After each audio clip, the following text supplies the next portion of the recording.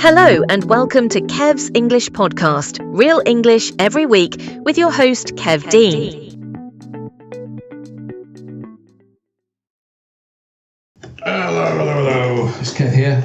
Again, another episode 42, I think. Kev's English Podcast, the English Native, etc. The usual caper. Now, this is based off an article that I wrote for LinkedIn last week. Link below if you want to subscribe to my newsletter. And I've been writing a few pedagogical articles in this last week or two. And I wrote a very interesting one about OET called The Examiner's Ear, where I was explaining how, in order to get high scores for OET, which is the occupational English test for doctors, nurses, pharmacists, etc., first you need to understand the criteria from the examiner's perspective.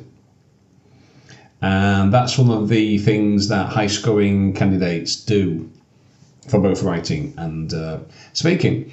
And I thought, well, there's a logical extension to this for IELTS.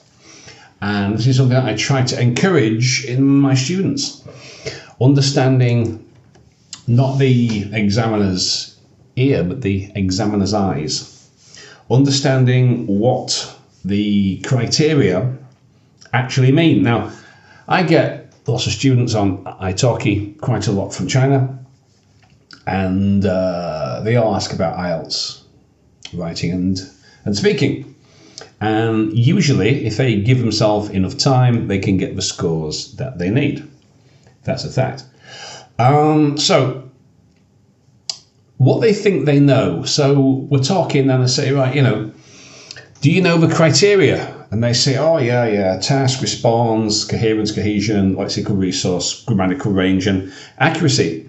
They've seen it, they've read it, or they've seen the table. Maybe they haven't actually read the table. I think that's more the case. So they think that they know what the criteria are. They know what these four phrases are: task, response, coherence, cohesion, lexis, grammar, etc., but they don't know what they mean in practice. They've no idea. And this is why I get low scores. I get 5.5, I get 6 for the writing section, and also for the speaking, but that's a separate issue. So they know what they think the criteria are, right?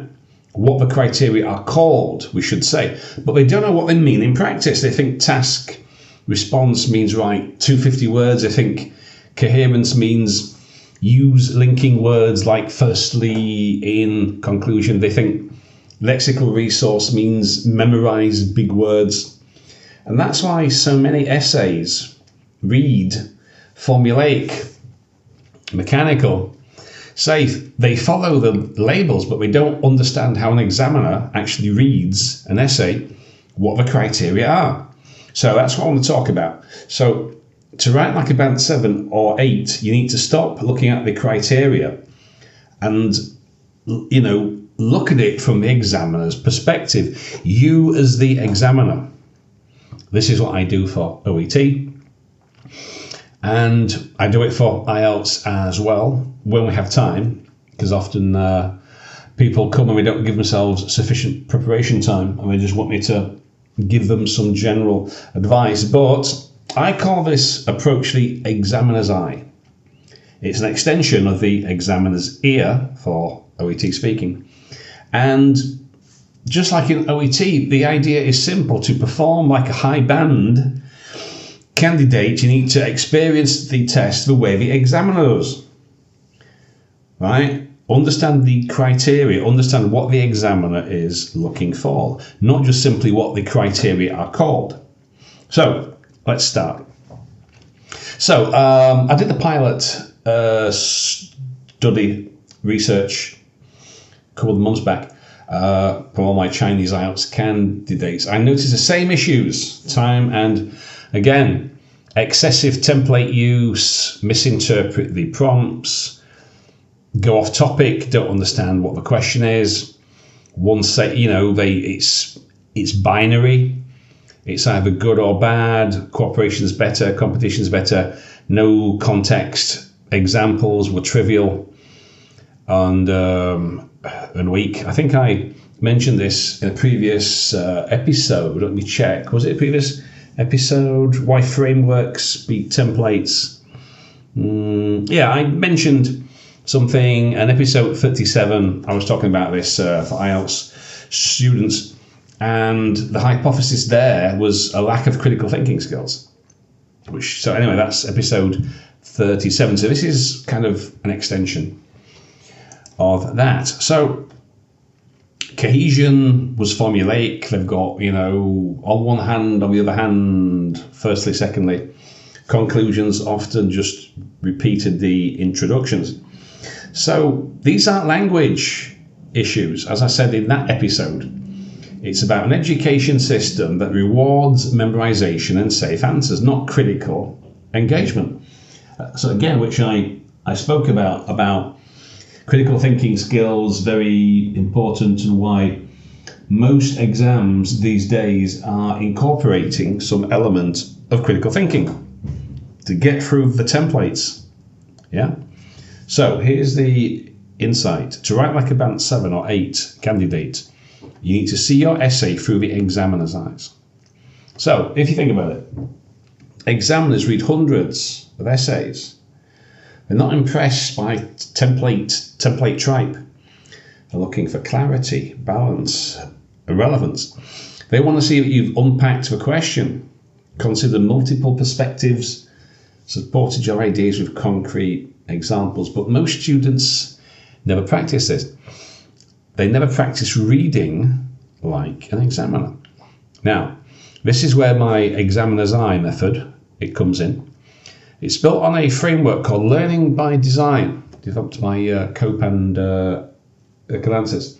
I'm currently reading a very interesting book called Generative AI Technologies in Language Education. I think it was, hang on, what's the full title? Generative AI Technologies, Multi-Literacies and Language Education. Very interesting. I've been learning quite a lot from reading that. So back to the plot. Where are we? Okay, yeah. So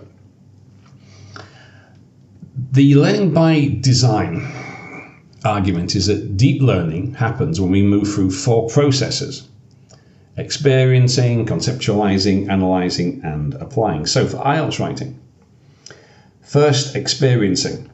So instead of just writing essays, they read sample essays. A Band 5, a Band 6, a Band 7, an 8, and a 9. And they read them as examiners. So we go into the criteria. What does it mean? So they can see real examples between 5, 6, 7, 8, 9. What's the differences? Next, we translate the criteria into plain English. So task response becomes, did you fully answer the question with clear ideas and examples? Coherence becomes, is there a natural flow to the writing, or does it feel mechanical? Then, analysing, students critique the essays. They look at it from the examiner's side. They say, oh, that example doesn't work, reasoning's only one-sided, it doesn't do this, it doesn't do that. This is, so by exposing them to different band examples, they can get a better idea of what these four phrases, task, response, cohesion, blah, blah, blah, what they actually mean.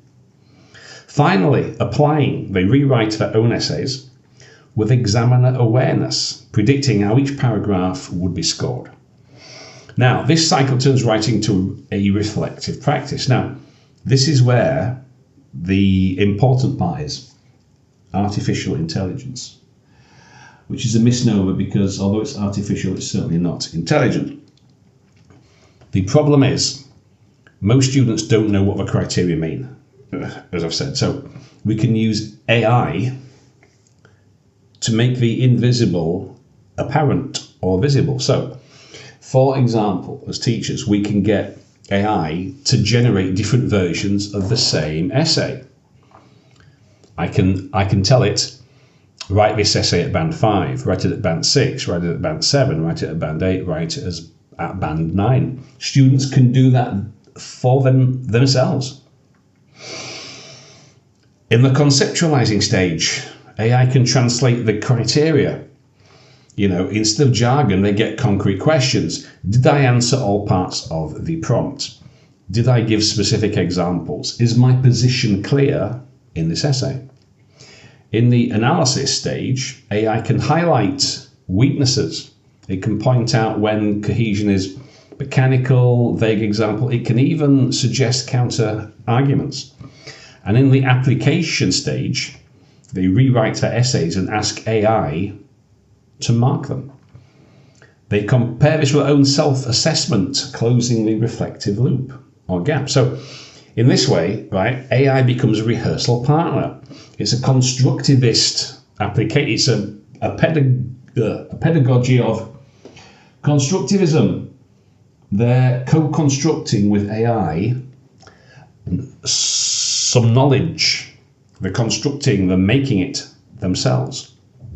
So in this way, AI is not a replacement.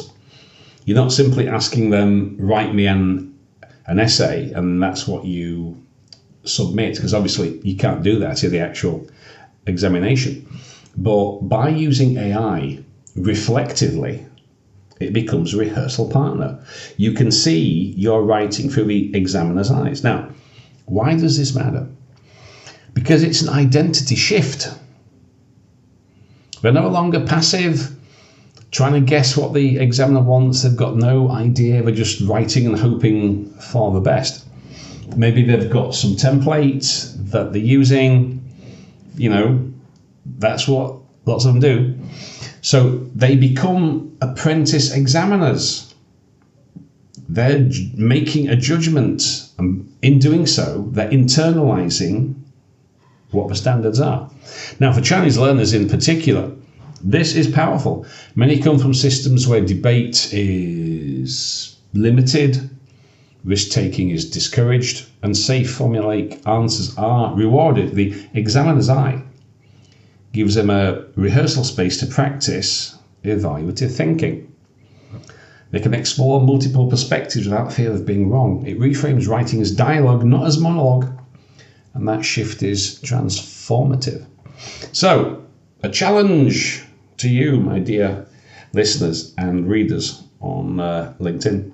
Next time you write an essay, don't just write it. Be the examiner. Read your work aloud and say, if I were marking this, what band would I give it and why? Use AI. Write your essay first. Copy it into DeepSeek or Chat or Copilot. I use ChatGPT 5 Pro. I've got Copilot. I use Grok. I use DeepSeek as well for comparison purposes. So you always use two. Don't just use one. Always use two. So get it to show you a band 5 version of your essay, then a 6, then a 7, then an 8. Get it to show you the differences. Get it to compare it to the criteria so you can see. So you develop the skills for critical thinking, that exams like IELTS are designed to reward. Yeah. I mean, I've started incorporating this into my classes for OET. I tell them, what you need to do is write your letter first and then leave it, come back to it. Imagine that you're the examiner. Read it with fresh examiner's eyes, using AI to assist you. Because now, don't be thinking that it's somehow cheating, because don't forget, in the actual test, you won't have it. You won't have access to artificial intelligence. You'll have to sit and write by hand or type your essay. So it's not plagiarizing, it's not cheating, because you're not using it in the actual test. You're using it to help you as a tool, a partner, to show you, so you can be the examiner. So you can have the examiner's eye. Okay, hope that gives you some ideas. Time for me to get off. Students are coming, so I'll see you. Well, I keep saying that. I won't see any of you. Well, except my own students, of course. Anyway, if you've got any questions, any comments, you can, wherever you're listening on iTalki or Spotify or on theenglishnative.com, you can drop me a comment, or if you're on LinkedIn, add me, message me there. Whatever you feel like doing, okay? And I'll see you then. So, the examiner's eye. You be the examiner. I think you'll find your writing will be all the better if you do so.